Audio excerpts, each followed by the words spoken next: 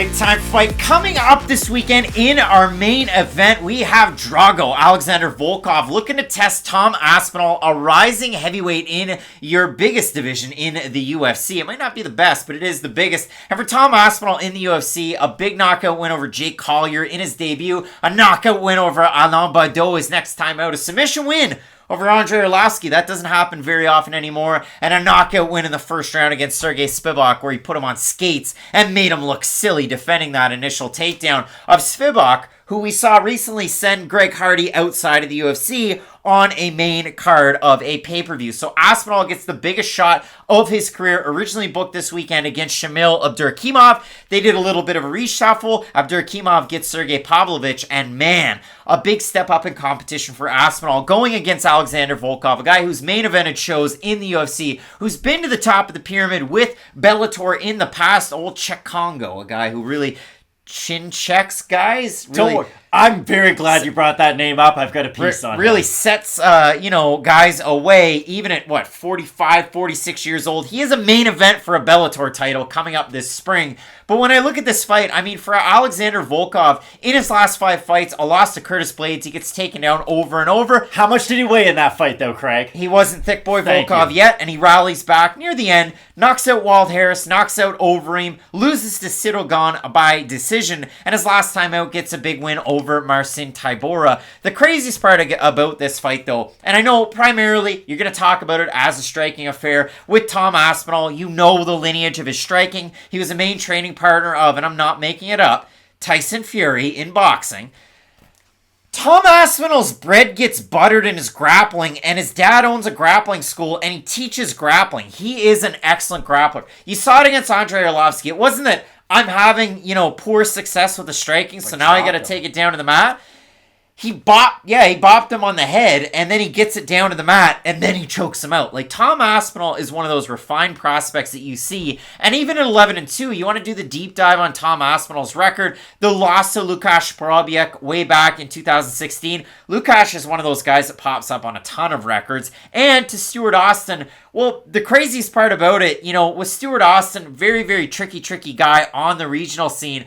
And then he continues to win after that Porobiec loss. So again, finishing guys in the UFC, definitely deserving of this main event slot. It is a big time test though, to go from Sergei Spivak, who was recently knocking on the door, ranked 15th as of now in this division, to jump way up and fight Alexander Volkov. And you brought up Czech Congo earlier, so I'll just get this fact out of the bag. For the longest time, everybody who fought in the UFC had one split decision loss on their record. And it maybe wasn't in the UFC, maybe it was in Bellator. It just came at the hands of Czech Congo at some point. Alexander Volkov is becoming the new version of that Czech Congo monster, where it's like, hey, he fought Alexander Volkov because he is now the new litmus test when you are trying to become a ranked, and not just a ranked contender at heavyweight, but a contender that we actually take seriously. Because, listen, if you beat someone like Shamil Abdurakhimov, we can get excited about you, but we still have to temper our expectations a little bit. If you beat Alexander Volkov, it's like title shot or bust. And maybe that's a step too far, but you get the idea. When you beat Volkov, you're in that top 5 area, and once you hit that top 5, you're one fight away from a title shot, or you're one injury away from a title shot. Think about this. The chatter on the Underground Whisper Network, the chatter on Reddit, is the fact that Tai Tuivasa is going to fight Stipe. If Tom Aspinall beats Alexander Volkov, it could be Curtis Blades. It's probably not Derek Lewis. It could be Sidogan. Like, that would be the ultimate fight. I thought that was going to be for a title. And it could be for an interim title. You never know, with Francis Ngannou undergoing knee surgery. So they say on the Underground Whisper Network. But that is the air that you're talking in at that point.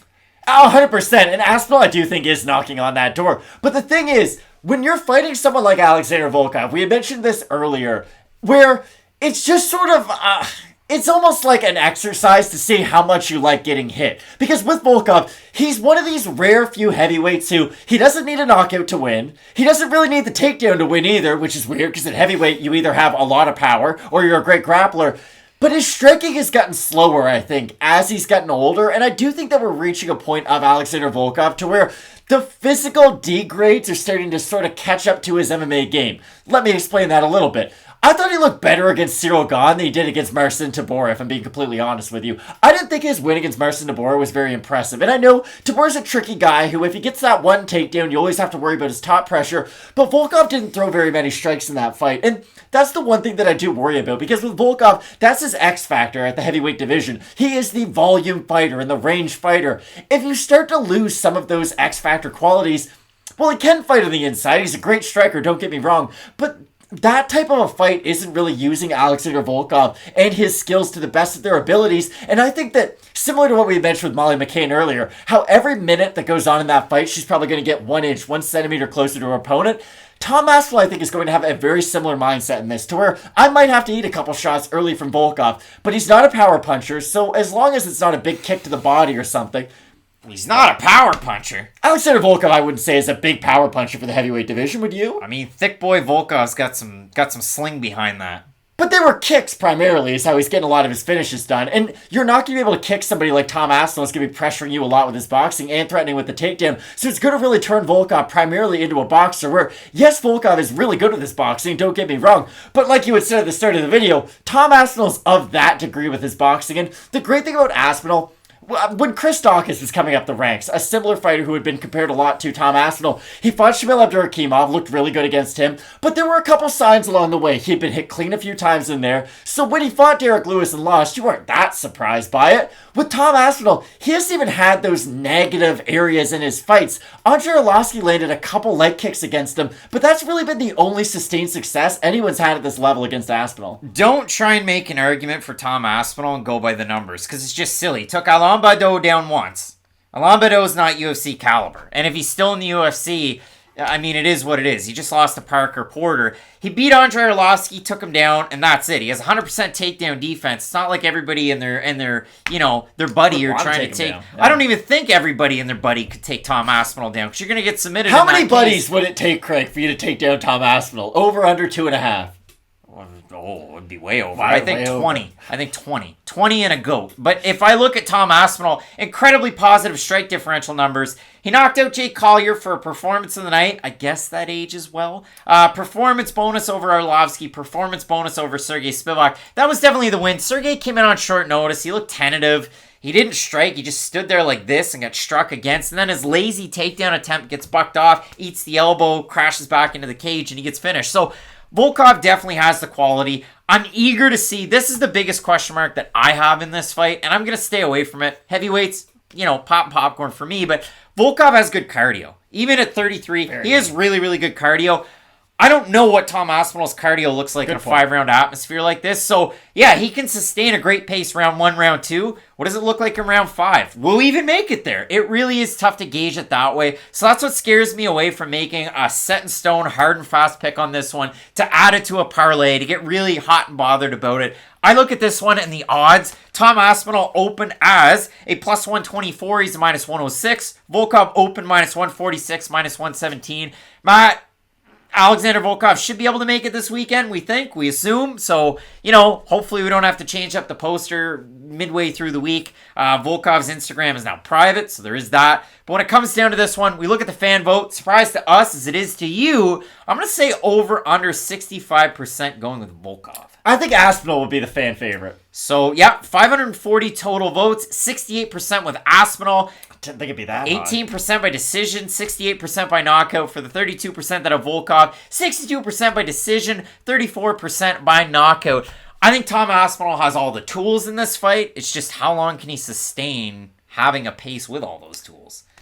Alexander Volkov backs up a lot, though, and that really does worry me. We saw that a lot in his fight against Tybura. The best version of Volkov is the one moving forward. He can put his kicks together because everything is done at his pacing and kind of on his terms. When he's the one getting backed up, that's when you don't have to worry. And with Volkov, he's not a great striker on the retreat. Some guys are really good going forwards and backwards. With Volkov, he really does rely on his crashing forward momentum to get a lot of his strikes off. So I worry about him backing up against the cage, especially if Aspinall gets an early takedown. Because, like you had mentioned, Aspinall's a phenomenal grappler, but we never really see that side of his game. What if he just goes out there single legs Volkov early on in this fight, and for the rest of the fight is in the back of Volkov's mind where, I can't really let my hands go. I don't really want to throw my kicks because that's not get taken to the mat. I think Volkov, he's a very tricky fighter. Everybody knows this. Like, not that the book is out on him, but Verdum was at the height of his return powers. I don't know about that. And Volkov just tore that mother down. That Volkov has some very fond memories in London, so that is one thing going for him.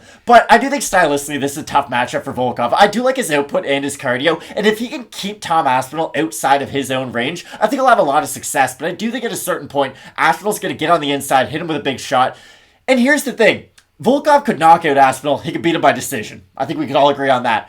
Aspinall can win by submission, decision, and knockout. It just kind of gives him a whole other avenue to take if the fight does end up going to the ground. So for all those reasons, I like Aspinall, although I can fully admit that this is one of those roadblocks that a prospect doesn't always get past. That much is true, and it's a big ask for Aspinall to go from ranking 11 to jump way up and take on a guy like Volkov. So again, the cardio, I don't know where it's at, and the interesting thing too, Volkov's bigger than most of the guys he fights. Weight is what it is, but height NBA players and reach is always in the court of Volkov. And it is in this fight, but it's very close in this fight as well. So I do like Tom Aspinall with the well-roundedness. I will go with the prospect in this fight. Fighting close to home. He's a Liverpool guy coming out of Team Calbon, representing and fighting in London. So both of us going with Tom Aspinall. You let us know down below in the comment section who you have in this fight. It is a great card. We had a ton of fun doing the videos this week. So if you haven't already, toss a like, subscribe to the channel. And tell your friends who like MMA. Yeah, because I mean, listen, picks are what they are. And this past weekend, I only got one wrong. So it's either great or it's good, or it goes a little squirrely, and we always hear from the fans down below, and it's a lot of fun nonetheless. Again, question mark kicks 2 hours before the prelims. You can tune in for that one on Saturday.